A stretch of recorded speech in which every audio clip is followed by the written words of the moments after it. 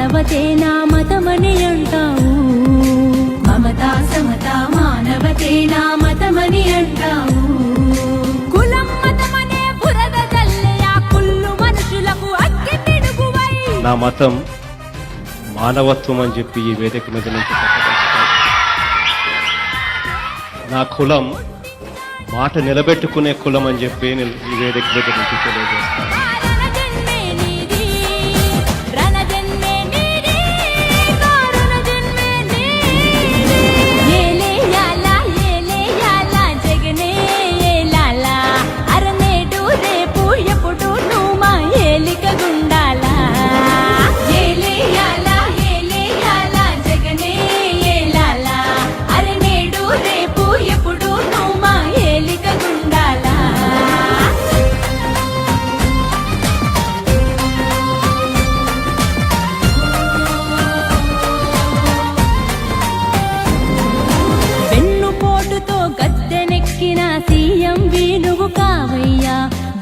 గుండెనో దాచి గెలిచిన ముఖ్యమంత్రి నీవయ్యా, గుండెనో దాచి గెలిచిన ముఖ్యమంత్రి నీవయ్యా. కొత్త కాదు నీకే పోరాటం, నీతో ఎప్పుడు మేముంటాం. జనం బిడ్డవై నీవుంటే జగన్ బిడ్డలం మేమంటాం, జగన్ బిడ్డలం మేమంటాం. రణ జన్మే నీది, కారణ జన్మే నీది, రణ జన్మే నీది, కారణ జన్మే నీది.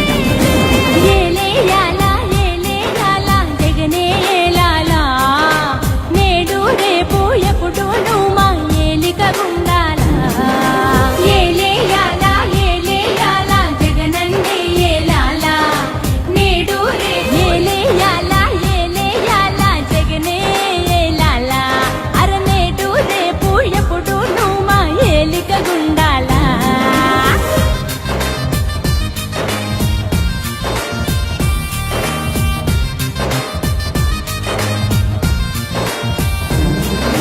జనం గుండెలో దేవుడైన రాజన్నది ప్రవహించే రక్తం, నిజాయితీ గల జనం నేతలను గౌరవించే నీ వ్యక్తిత్వం, గౌరవించే నీ వ్యక్తిత్వం. రాజకీయ వైషమ్యం చూడని పవిత్రతే నీ సిద్ధాంతం, అల్ప బుద్ధులకు అర్థం కాని నాయకుడల్లే దేవుడు పుట్టించాడా. నుంచి ఇప్పుడే మీ అందరికీ ఇప్పటికే తెలుసు, ఈ సిద్ధం సభ మన ముఖ్యమంత్రి గారి ప్రజెన్స్తో ఇక్కడ అనంతపూర్లో మన రాప్తాడు కాన్స్టిట్యుయెన్సీలో జరుగుతూ ఉంది. ఏర్పాట్లన్నీ కూడా దాదాపు పూర్తిగా వచ్చాయి.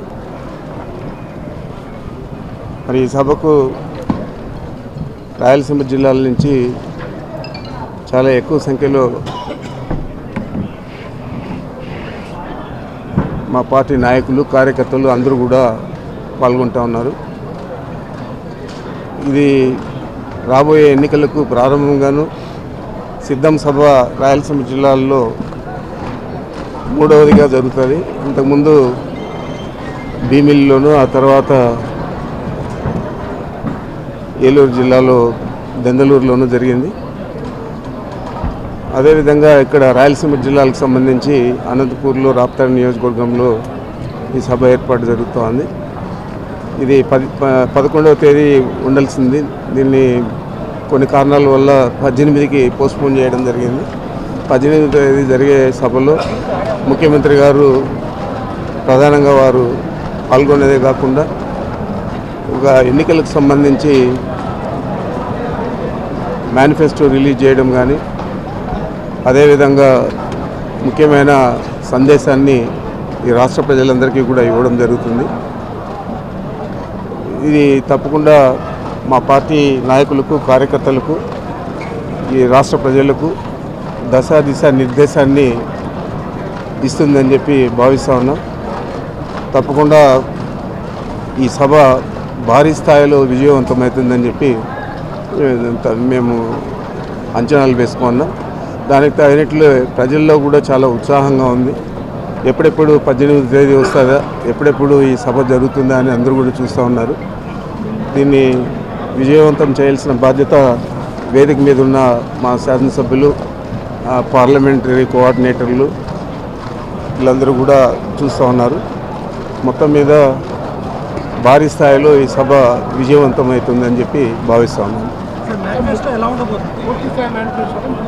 నో ఐడియా, అది ముఖ్యమంత్రి గారికే తెలుసు. సార్, హైదరాబాద్లో ఉమ్మడి రాజధాని